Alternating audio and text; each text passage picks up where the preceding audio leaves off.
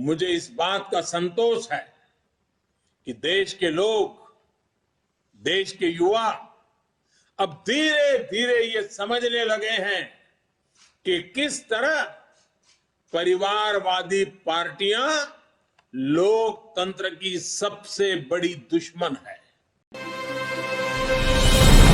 साथियों, हमारे लिए राजनीति और राष्ट्रनीति साथ साथ चलते हैं। हम राष्ट्रनीति से राजनीति को अलग कर करके चलने वाले लोग नहीं हैं, लेकिन ये भी सच्चाई है कि अभी भी देश में दो तरह की राजनीति चल रही है। एक राजनीति है परिवार भक्ति की और दूसरी है राष्ट्र भक्ति की। केंद्रीय स्तर पर अलग अलग राज्यों में हमारे यहां कुछ राजनीतिक दल है जो सिर्फ और सिर्फ अपने अपने परिवार के हितों के लिए काम करते हैं। परिवारवादी सरकारों में परिवार के सदस्यों का स्थानीय निकाय से लेकर संसद तक में दबदबा रहता है। ये लोग भले ही अलग अलग राज्यों में हो, लेकिन परिवारवाद के तार से जुड़े रहते हैं। एक दूसरे के भ्रष्टाचार को ढककर रखते हैं। बीते दशकों में इस वजह से देश का बहुत बड़ा नुकसान हुआ है। इन परिवारवादी पार्टियों ने देश के युवाओं को भी कभी आगे नहीं बढ़ने दिया।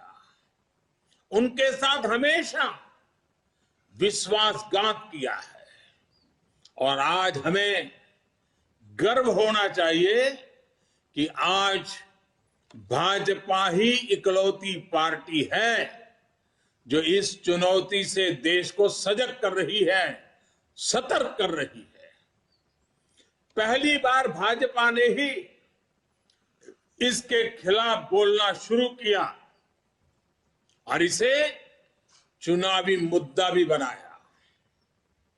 मुझे इस बात का संतोष है कि देश के लोग, देश के युवा अब धीरे धीरे ये समझने लगे हैं कि किस तरह परिवारवादी पार्टियां लोकतंत्र की सबसे बड़ी दुश्मन है।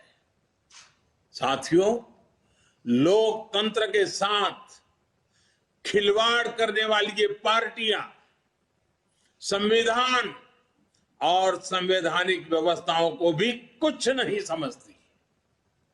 ऐसी पार्टियों से आज भी हमारे कार्यकर्ता अन्याय, अत्याचार और हिंसा के खिलाफ लोकतांत्रिक मूल्यों के साथ लड़ रहे हैं। इनमें से कई कार्यकर्ताओं को अपना बलिदान तक देना पड़ा है। हम सब हमारे इन कार्यकर्ताओं के परिवारों की पीड़ा में शामिल है।